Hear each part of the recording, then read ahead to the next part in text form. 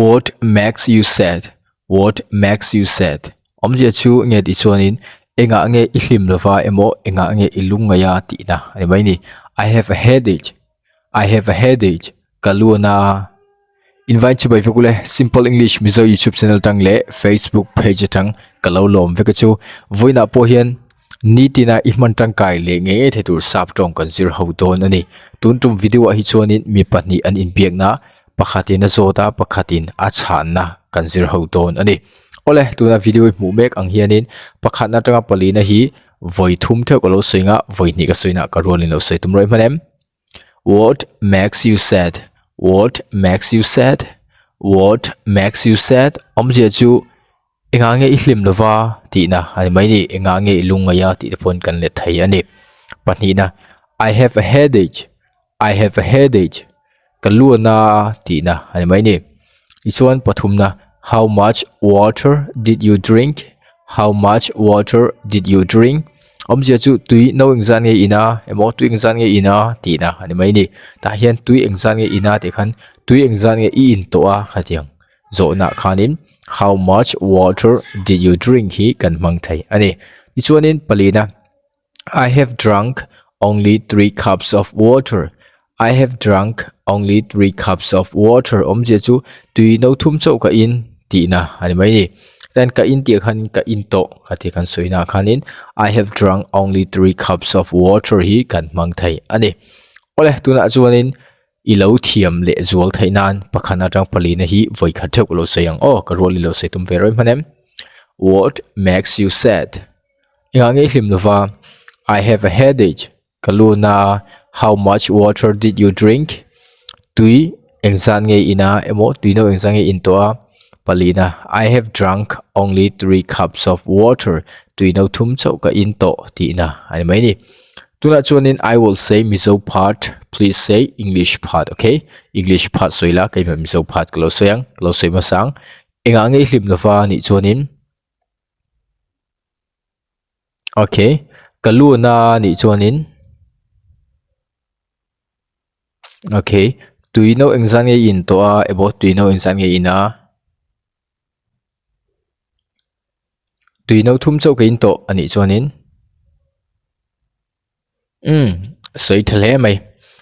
ole tuna chuanin pakhat na le pathum na hi zona ne kai manglo soinga pani na le pali na hi nangman lo soi manem. What makes you sad? Okay, very good. How much water did you drink? Wan soi thave ole tuna chuanin pakhat na le pathum na hi nangman lo soila pani na le pali na hi kai man galo soi ve to manem. I have a headache. Pathum na soi le role I have drunk only 3 cups of water. Okay, soi thale mai ole he ka YouTube channel hi tha iti zong te chon khoi takin milo subscribe chakla ti chonin hetiang video thatak tak sap tong athlo na zir thaina video te lo siam zel tura mindu ni chonin he ka YouTube channel a video te po hi milo share sak ve nge turchin ka som tak se cheni ti chuanin khami en laia fakna lo lang te kha YouTube in kan ha man min pek ve na ne chuwang chuanin video hetiang ang siam chhosil tura min du ni chuanin khang te po kha min lo en chu sakram turchen kangen du bok cheni ole zir chun zawang o ti chuan tuna I mu mek video maya sap tong pangana le pare na hi voi thum the ko lo soinga voi ni ka soina ka rolin lo seitum velor manem. You drink very little water. You drink very little water. You drink very little water. Omje chu tui tlem te chau in ani chu ti na ani mai ni chuan paruk na yeah I do. Yeah I do. Omje chu oh tlem te chau ine ti na ani mai ni chuan pasarina how much water should I drink in a day? How much water should I drink in a day? How much water should I drink in a day? Omje chu ni khata tuino ingsange ka in nga ya ti na ani mai ni pari na you should drink at least 8 cups of water every day. You should drink at least 8 cups of water every day. You should drink at least 8 cups of water every day je chu ni tin tuino riatal I na ngai ni o ti na ani mai ni ole tu na chon voi kha theu lo sin o you drink very little water tui tlem te chu in ani chu yeah I do oh ni how much water should I drink in a day ni kha tuino ingsan nge ka in nga ya you should drink at least 8 cups of water every day ni tin tuino riatal in ngai ni o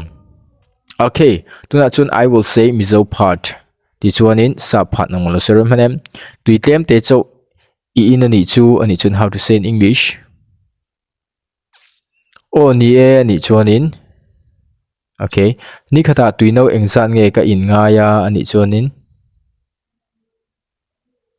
okay ni tin tuino retal in ngai ni o ani chuanin sei thalutuk ole tuna chuanin pangana le pasari na hi kaiman kalau soinga paruk na le pare na hi nangman lo sere manem you drink very little water you drink very little water paruk na sei role how much water should I drink in a day how much water should I drink in a day sei thalutuk tuna chuanin pangana le pasari na nangman sei ve to roi manem sei role pangana hiu van sei thoe yes I do you should drink at least 8 cups of water every day sei thalutuk ole tuna chuanin ka du ber pakhat kan zo dang cho ma se khoi takin mi ching ro le arte mi ching so kan zo dang che ni khata tui no engzat nge ka in nga ya ni chuanin sei chin te mengle to ro le how much water should I drink in a day ti mai tur ni I thiam lu to ke sei dik boxi soi moi boxi lo soi moi ti ni ming hi thak to mai la pakwana atanga som pani na thleng po hi voithum the ko lo soinga voini ka soina ka rolin lo soi tum roi manem really it is very hard to drink a lot of water for me really it is very hard to drink a lot of water for me really it is very hard to drink a lot of water for me je chu katan chun tui tam tak in hi har sa khop mai ti na mai ni chun som na but you have to but you have to but you have to je chu ma se I na ngai ta sia ti na ani mai ni isonin som pakhana my friend you should drink a lot for your health my friend you should drink a lot for your health my friend you should drink a lot for your health je chu ka thian I hrisel na tan in tamangai nyo ti na ani mai ni chuanin som pani na okay thank you for your advice okay thank you for your advice okay thank you for your advice je chu nge ti chuanin thuro min pek wan kalome ti na ani mai ni thiam tro tuna chuanin pakwan atanga som pani na thleng hi amiso part kaiman kalo soinga sa party nangman mong changin diktewin lo soi tum roi manem katan chun tui tam tak in hi har sa khop mai ni chuanin engtinge kan soing sap tongin soi thel tuk somna ma se in ngai ta sia ni chuanin heu ban soi thave ka thian I hrisel na tan I in tamangai box sia ni chuanin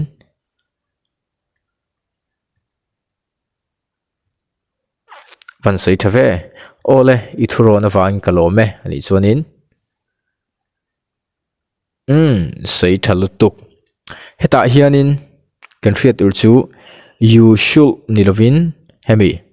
som pakhat na hianin you should ti turmo pronunciation kha apoimo ani nuna chuanin pakwana le som pakhat na hi kaiman kalo soinga som na le som pani na hi nangman lo soi par roi manem